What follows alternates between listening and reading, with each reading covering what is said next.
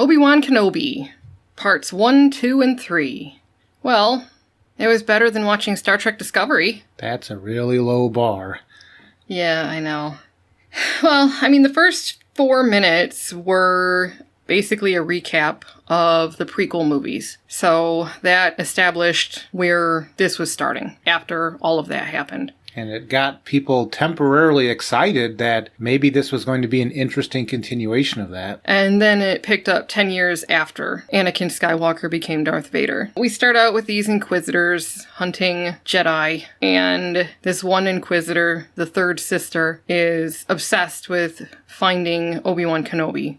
And he is hiding out on Tatooine, watching over Luke. And he appears to be working as some sort of meat packer, riding some sort of taper camel hybrid, and stealing meat every day when he leaves work.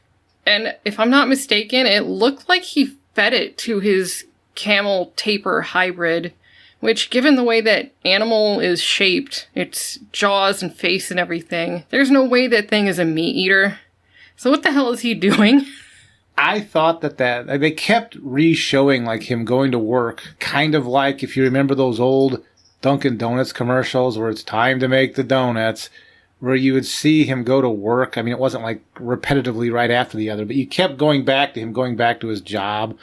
And then every time he would steal the meat. And it just felt to me, Obi-Wan Kenobi in this series for 3 episodes is a hobo with broken down magic. Well, yeah, it's obvious that he has done absolutely nothing for the past 10 years. He seems to have decided to pretend like the Force doesn't exist anymore. He seems to be trying to contact Qui-Gon, it seemed to me, on a daily basis.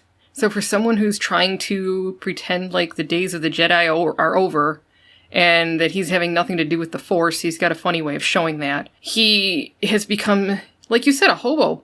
Super duper lazy, and he is basically hiding out in this cave feeling sorry for himself. I don't even know what to say. Like you said, Obi-Wan Kenobi, Ben Kenobi, he's just a broken man at this point. And I guess I'll just go through the plot because it's actually very simplistic. I mean, one of the questions I have before we get going on that. Sure. I guess first off, to let the audience know, I'm an extremely casual Star Wars watcher. I've watched the original trilogy, the prequels, the animated series, The Clone Wars, Rebels, and Bad Batch. So I've been through the paces, but I'm extremely casual. If somebody asked me a plot point on especially the animated series stuff, I'd have to go back and think about it. With that being said, I have some basic questions because I'm just a casual Star Wars viewer.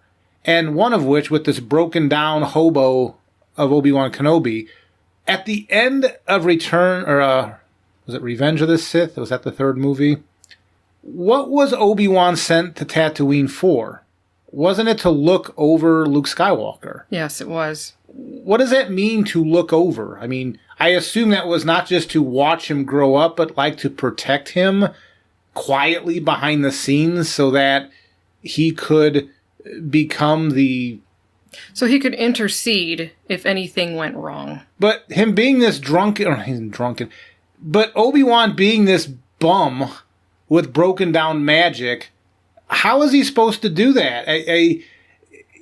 By him being this, I mean, I've heard people defend this by going, well, no, he just lost his faith in the Force, and so did he give up his mission?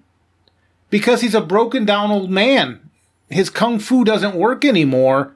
How's he going to protect Luke? How's he going to overlook the whole process here? I mean, he has forsaken all of those friendships that he had when, at the end of this whole thing, when it went down and they decided what the plan was going to be by splitting up the twins and having Obi-Wan look over Luke. He's not looking over anything. He's just some beat up bum that has broken down magic. So, this just feels to me like it's a character assassination. When he was putting that meat in his shirt or whatever, that just felt to me like Luke Skywalker with the green milk. Because Obi-Wan, by him doing this isn't just he's a hermit now, and he doesn't care anymore about the Force. But he had a mission, he had a job. And so he is not doing his job by letting himself go. Yeah. Yeah, I completely agree. So again, casual person watching this, but that was like the first question I had is, how could he let himself go and still fulfill the mission of what he was sent there to do at the end of the movies, the prequels? How he's an old bum. I mean, I think a couple of stormtroopers could take him if they just concentrated hard enough. Anyway, I guess go ahead into the synopsis. When we're done, I got a few casual comments I want to make about this, what we've watched so far, but I don't want to interrupt anymore. I just thought I would say that I don't understand how he can be this sort of character and still fulfill the mission that he was going to do over Luke. Yep. Yeah. I was not as casual a viewer. I was actually quite obsessed with Luke Skywalker when I was like around 10 years old. I couldn't tell you how many times I've watched Return of the Jedi. That one being the final film where Luke fulfilled his destiny and his hero's journey. And obviously I did not like what J.J. Abrams did with those horrible Kylo Ren Rey films. Those were terrible. And it appears to me that they're doing something extremely similar now to Obi-Wan Kenobi. And I'm really tired of seeing once great men portrayed as broken.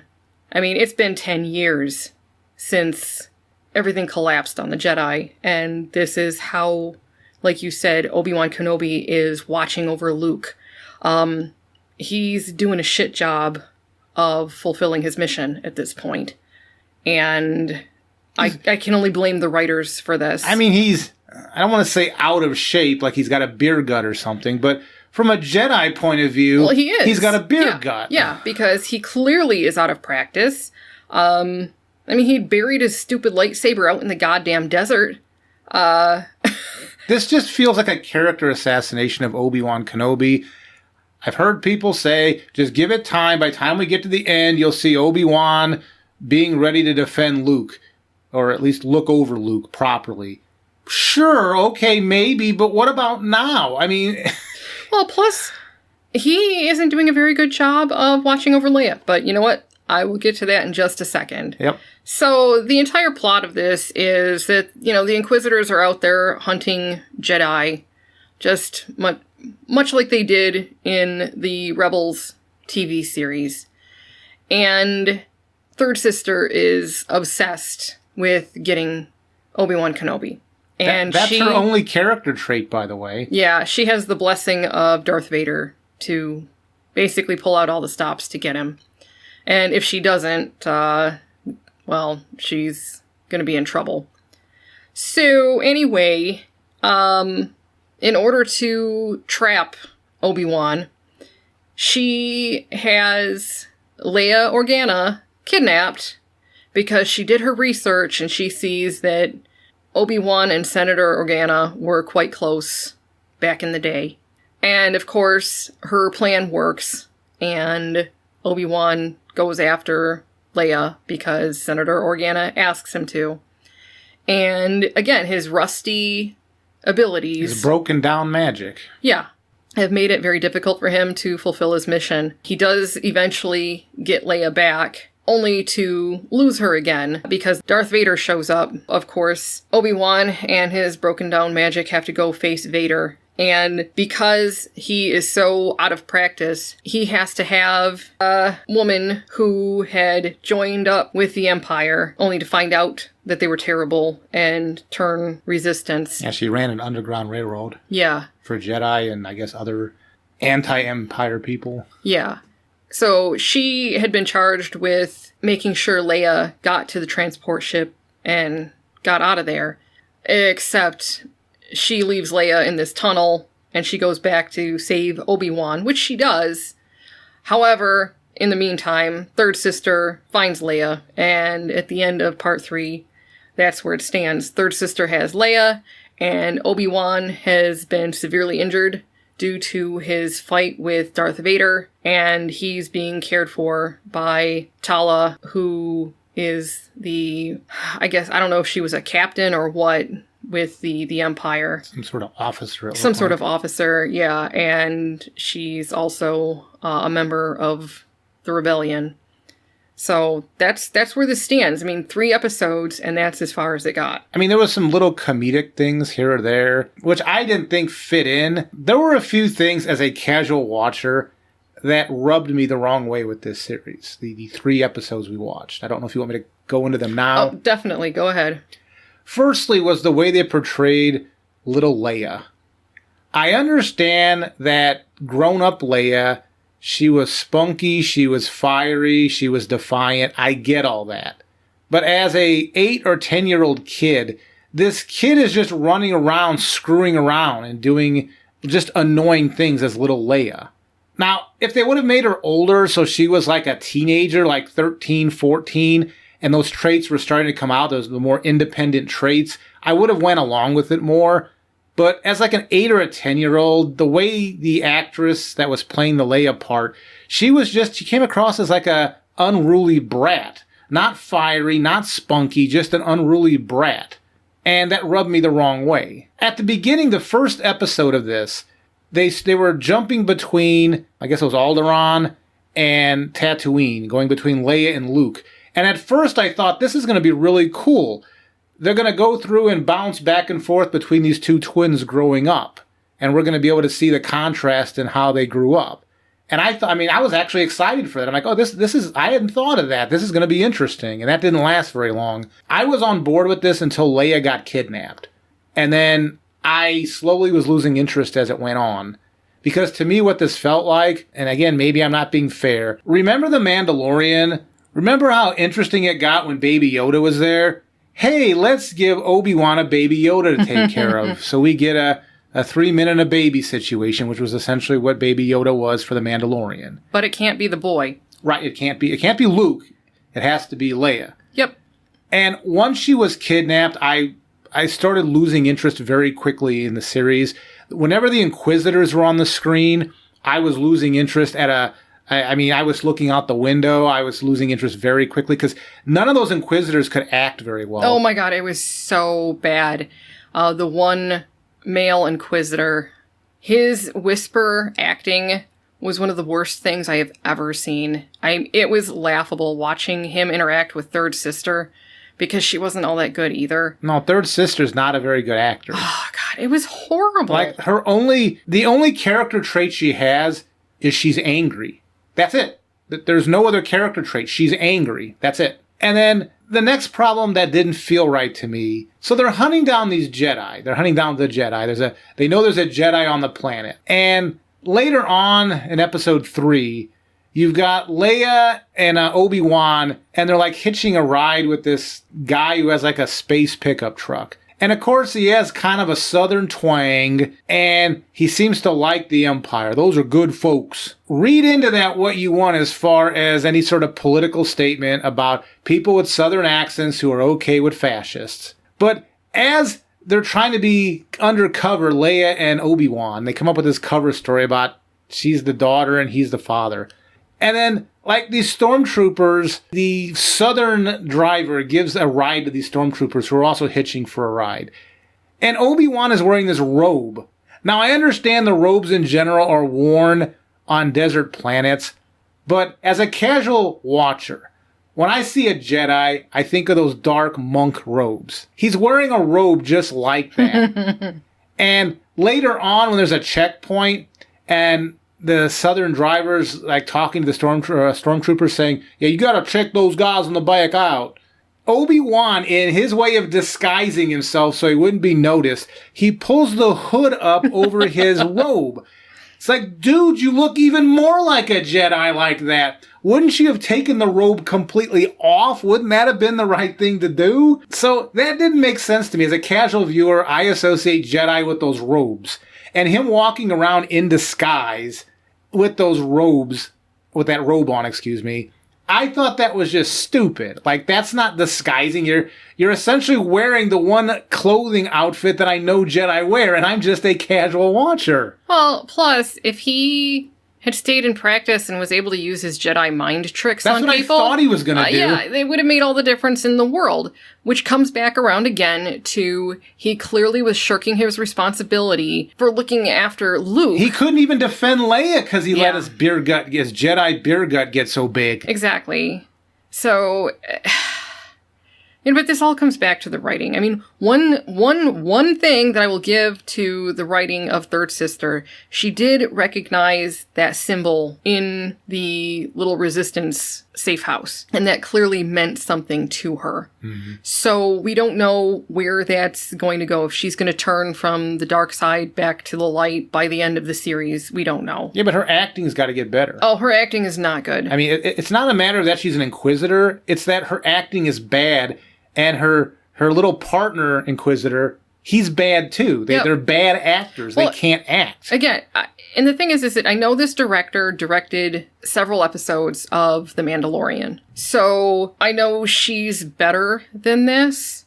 But you look at the writing, and the writing is just so bad that, all the polish in the world isn't going to make that turd shine. Yeah, and I think that she's done an excellent job. I mean, it does feel like Star Wars to me.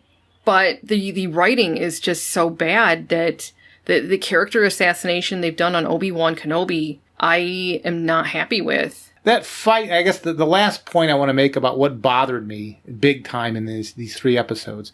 So the fight and calling it a fight is being too kind.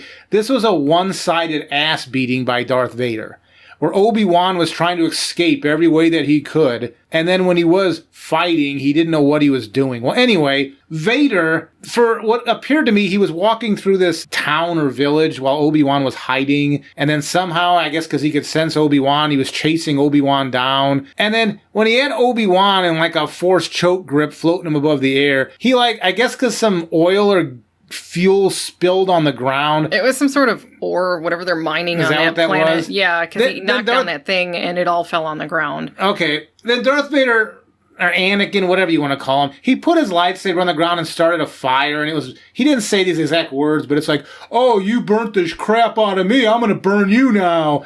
I mean, that's not what he said, but that's how it came across. That was the gist of it. And it was that fight. Why did they have to have a confrontation this early in the series between them two? Well, I think this was the all is lost moment in the story arc. But why is everything lost? Obi-Wan had one freaking job after those twins were split up, and that was to look over Luke. That's all he was supposed to do, was that. Bad writing. And instead he just, I'm going to feel sorry for myself and drink. I mean, again, he didn't drink alcohol, but he got the equivalent of a beer gut for a Jedi. And it's like, you were shirking your responsibility that you were supposed to look over. This was supposed to be your last hope, or your last 2 hopes.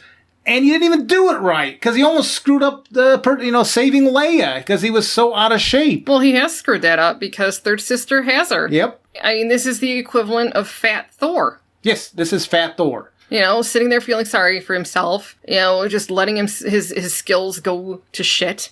This is not Obi-Wan Kenobi. No. I mean, I understand the actor, but this is not Obi-Wan Kenobi. This is not prequel Obi-Wan Kenobi. This is not original trilogy Obi-Wan Kenobi. Because Alec Guinness's portrayal of Obi-Wan, I never got him as defeated. Mm-mm. He was a recluse. You knew he had some other stuff going on, but he always talked fondly of the old days. And one could say, well, he's going to develop into that now. Yeah, but they left him when at the end of the prequel trilogy, he already had that mindset. Then somehow he gets this beer gut, yet somehow then he's going to turn back into what he was. Like, that's not very interesting to me. And I don't even think he's going to turn back into that. I think this is going to be a complete character assassination of Obi-Wan. Well, the thing that gets me, I think, is that in the Clone Wars, it was established that Obi-Wan was far more dedicated to being a Jedi than Anakin was. For instance, where Anakin decided to go ahead and have that relationship with Padme, Obi-Wan also was in love with a woman, but he chose not to have a relationship with her because it went against... Oh, you mean the animated series Clone Wars? Yes. Okay. Yes. So a man like that, I just don't see him shirking his responsibility when it comes to protecting a child. I just don't, regardless of what Anakin turned into. I think, especially because of what Anakin turned into, he would have doubled down on making sure that those children were protected. Yeah. And so this is just, it makes no sense to me. Like, I thought... See, the way I would have interpreted that character is everything he knew was gone. He has this one last thing that he was tasked by the old ways to look over Luke. So I would have thought a man of his character based on the animated series as well as the prequel movies, he would have said, look, I got nothing else but this. I'm going to make darn sure that I fulfill my mission here. Yeah. Yeah. And instead, he felt pity for himself and it was just embarrassing. No matter what they do with this character, it's not going to make up for the first 3 episodes here. Because I was telling you, I mean, I'm glad we don't have to watch another one of these for a while. Because I can't watch another one of these. I'm a casual viewer, and I just can't watch any more of this for a while. Well, I know, for me, I am tired of seeing my heroes torn down by these hack writers. They did this to Luke Skywalker, and now they're doing it to Obi-Wan Kenobi, and I'm fed up with this crap. I'm sick of this shit. I looked at the writers' backgrounds for these past few episodes that we watched, and it's varied. We've got a Yale graduate, we've got someone who worked for Pixar, we've got an Australian, we've got a Brit who lived in Iran till he was 11, someone from New York City, someone who attended Cal Arts. I mean, it's they're a well-educated group, a varied group, but I'm not sure they were the right group to handle this. Well, another thing to note is both you and I liked The Mandalorian. Yes. And that was a Favreau thing. A Favreau Filoni, yeah. And I don't remember seeing either of their names on this project. No. Because for me, the series, when they were announcing all these series, like Book of Boba Fett, I didn't care about that. Obi-Wan, I was a little bit interested because Obi-Wan's a cool character. But because we watched the animated Clone Wars and Rebels, the Ahsoka series is the one I'm looking forward to. I still am looking forward to that. But I'm hoping it's a Favreau thing. Yeah. And not whoever's running this one, because I want quality. I don't want this. I know when I looked into this, Kathleen Kennedy's name came up several times. I don't know what role she actually played in this, the writing of this show, the conceptualization. I don't know. Because they always put out press releases and things, and people in charge take credit for things they didn't actually do. But I wouldn't doubt if she did have her fingers all over in this, because this has the same kind of feeling that I got from, well, what they did to Luke Skywalker. Yeah, what they're doing to Obi-Wan feels very similar. Instead of green milk, it's chunks of meat he was hiding away. It was embarrassing. It was degrading. Yeah, stolen meat. And I'm hoping the Ahsoka series goes back to Favreau and the Mandalorian way of telling stories. Yep. Because I enjoyed those, was it 2 seasons of that? Yes. I enjoyed both seasons. Yeah. And 3 episodes in, and I don't think I want to watch. I mean, we'll see. I'm going to need a few days to just unwind a bit. I will continue watching this. But I watched all of Boba Fett, too, and there were parts of that I liked. I actually preferred when he was just crawled out of the sand pit and trying to put his life back together. That made sense. This, what they did to Obi-Wan Kenobi, this does not make sense to me. No. And I'm a casual watcher, so it's hard for me to compare, like, the Star Trek stuff. Star Trek meant, and I guess past tense, meant a lot to me. So that's the one that I take grave offense to when they start screwing around and disrespecting it. It's not that I'm trying to be disrespectful to Star Wars fans. I'm just admitting I'm a casual watcher. So I don't know, maybe for a hardcore Star Wars person this might matter, although it sounds like you're more into it than I am. Yeah. But, I mean, just as a casual watcher, this series is garbage so far. 3 episodes in, and it's not Star Trek Discovery garbage, but it's still garbage. I don't want to watch any more of it. It still feels like it belongs on the CW. And that's not a compliment. Well, it feels like fan fiction. We've said that about Star Trek, too. This feels like fan fiction. Yeah. And, I mean, decently made fan fiction, but still fan fiction. I don't have any positives to say about these 3 episodes because of what they've done to Obi-Wan Kenobi. Even if they try to redeem him in this series, and I don't think they're going to, by the way, why call a series Obi-Wan Kenobi and then do this to Obi-Wan Kenobi? Hollywood right now, for some reason, all they want to do is tear down our heroes. That's why I'm wondering what they're going to do with Ahsoka.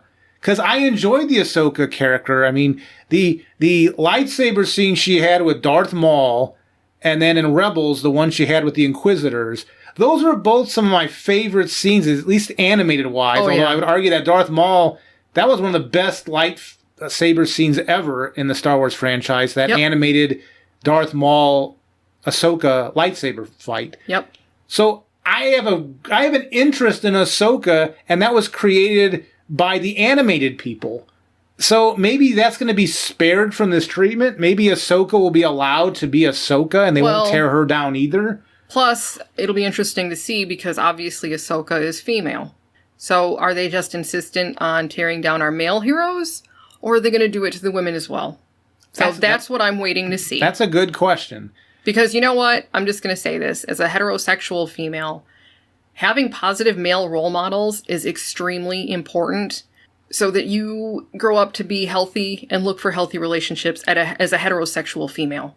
You need to have those men. And the fact that they insist on destroying them makes me very angry. Well, even as a heterosexual man, growing up having a role model of what you would think a proper male should be. Yep. Why tear those down? I don't understand. Why tear down a Luke Skywalker, an Obi-Wan Kenobi, or going to another franchise, the Doctor? Why do that? Those are already good male role models. Why rip those down? I mean, some people are saying that just males are out of control. Yeah, but wouldn't you want to have good role models for them then so that they get in control? I would like you to be more like this person. Well, for my thoughts on that, see my video on the sexism of Chibnall's Doctor Who. How it's a ratings grab failure. Good commercial. Yeah, but that's how I felt for a long time. So I really don't have much else to say about this. It was disappointing. It could have been a lot worse, but it could have been a lot better. And yeah, I wish they wouldn't have done this to Obi-Wan Kenobi because we need positive male role models. He was one, and for some reason they're insisting on assassinating him. So I got nothing to say myself. Yep, yeah. So everybody else's comments I would love to hear because obviously Star Wars is something we haven't covered on this channel before. So I would love to know. Anybody else disconcerted by this as I am? So let me know. And thanks for watching. Take care.